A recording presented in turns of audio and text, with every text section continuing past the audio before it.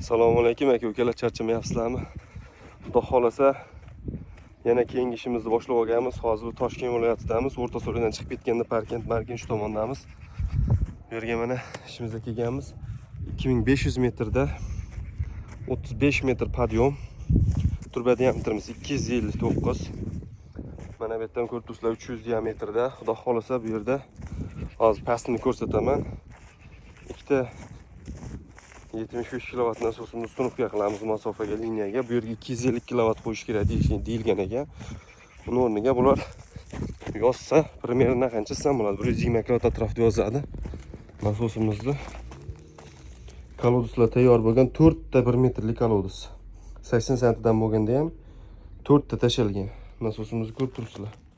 Bu yerda xudo xolasa mana shu yerda 50 gektarga yaqin yer bor. Shu joyga transformatorlarimiz o'rnagan, hammasini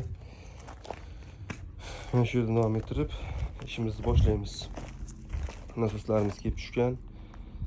Xo'sh, endi buni asosiy qiladigan ishlarimiz uстановкасы, qolgan joylari уже tayyor holatda.